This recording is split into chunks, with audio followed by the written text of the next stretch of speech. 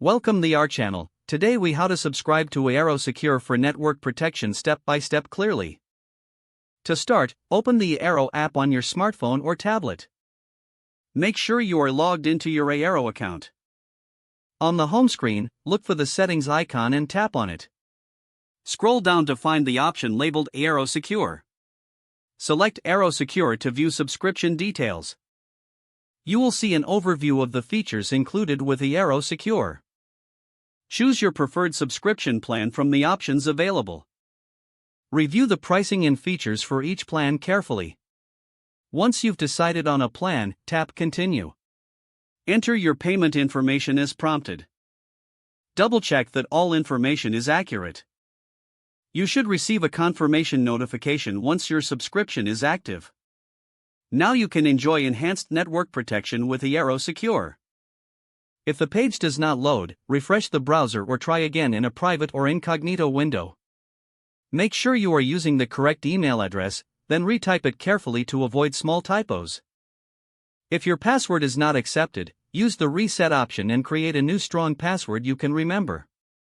Check your spam folder for verification or security emails, then complete any requested confirmation steps. Enable two-factor authentication if available to improve account security and reduce unauthorized access risk. After signing in, review your profile details so your contact information and settings are accurate and current. If you see an error message, note it down and try again after restarting your device and internet connection.